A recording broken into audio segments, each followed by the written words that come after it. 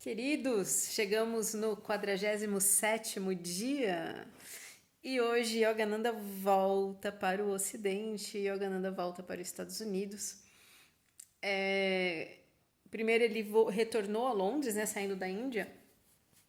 Ele foi para Londres, que ele tinha prometido fazer ainda algumas palestras por lá, né? Londres e também na Inglaterra.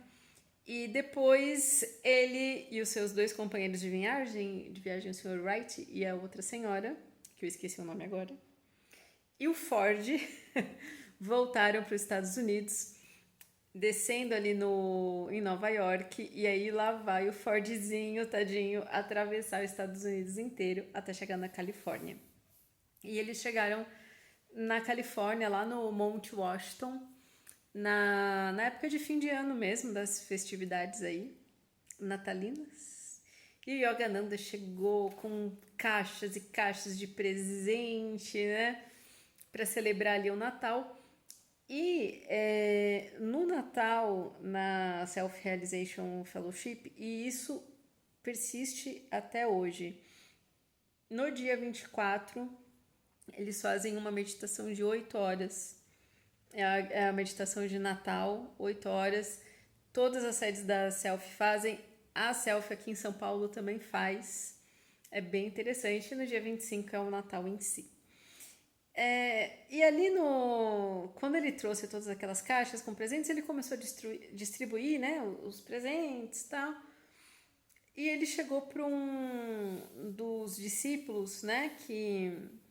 Gente, eu acabei de ler o capítulo e é óbvio que eu já esqueci o nome do senhor.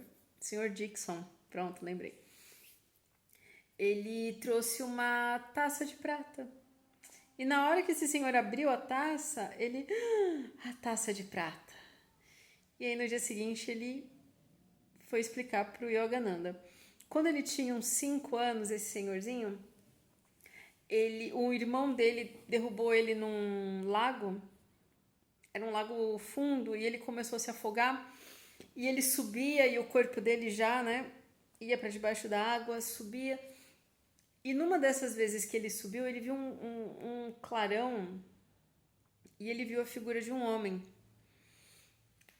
E depois ele voltou a afundar e aí os meninos que estavam ali em volta pegaram um galho de árvore, né, uma árvore, e foi descendo o galho até ele conseguir pegar naquele galho e sair, né, da água.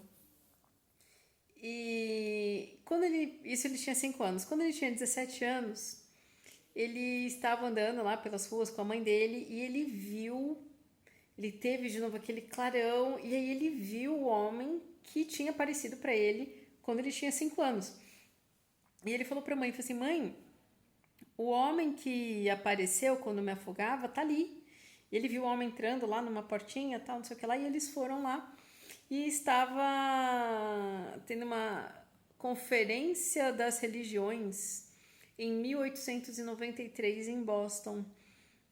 E aquele senhor era o Swami Vivekananda. E o Vivekananda, quando olhou, isso ele conta depois, né? Quando o Vivekananda olhou para ele, falou assim: "Fique fora d'água." E aí ele olhou assim, né? E ele já estava pensando: nossa, será que esse homem vai ser o meu instrutor, vai ser um professor? E aí Vivekananda disse para ele: não sou eu, não sou o seu mestre. O seu mestre virá daqui a alguns anos e ele lhe dará uma taça de prata de presente. E ele ficou todos esses anos esperando. E um belo dia ele estava lá rezando fervorosamente: ai Deus, eu queria tanto um mestre. O mestre me manda um mestre. E ele disse que viu seres celestiais cantando dentro do quarto dele. E esses seres sumiram. E depois de alguns dias ele viu o Yogananda lá na conferência, né? E nas palestras que ele começou a dar pelos Estados Unidos. E foi assim que ele conheceu o Yogananda e se tornou um discípulo ali fervoroso desde do primeiro ano, um praticante assíduo de Kriya Yoga. E durante todos esses anos ele pensou que essa história da taça de prata tinha sido, não vai acontecer, balela, e aconteceu. Esse senhor, ele viveu até cerca de 90 e poucos anos, e ele viveu, né, ali na self-realization como um monástico mesmo, durante toda a sua vida. Interessante, né? E o mais legal é a história do Swami Vivekananda. O Vivekananda foi um dos primeiros a virem para o Ocidente falar de yoga, do hinduísmo. E ele era filho de um advogado totalmente racional e a mãe dele que tinha ali uma super espiritualidade, uma devota.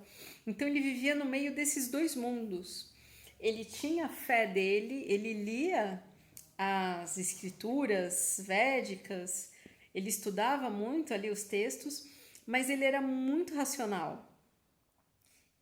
E ele se formou em artes, né? Ele tinha o dom aí para artes e tudo mais, era um rapaz muito inteligente. E numa dessas discussões filosóficas falaram para ele: se você quer conhecer, o professor falou para um grupo, na verdade, ele estava nesse grupo. Se vocês querem conhecer Deus, vocês vão lá procurar o Ramakrishna. O Ramakrishna era aí um homem santo, digamos, muito devoto de Kali, da mãe Kali, a grande, né? Mãe Kali. E ele vivia em êxtase, então só dele falar o nome Kali, ele já era transportado assim para um outro patamar. E o Vivekananda, no começo, ele não gostou do Ramakrishna. Ele falou assim: quem que é esse homem? O Ramakrishna era um homem pequenininho, magrinho, que você olhava assim, você não dava nada. Você pensava, que é esse pedinte aí que vai vir me ensinar alguma coisa? E o Vivekananda, ele trazia muito esses testes, né? Tudo ele queria uma prova, tudo, apesar dele ter fé. E o Ramakrishna sempre foi muito paciente com ele. Então, se ele, prova tal coisa, tá. Provo, não provo. Então, ele nunca ele aceitava a natureza do Vivekananda.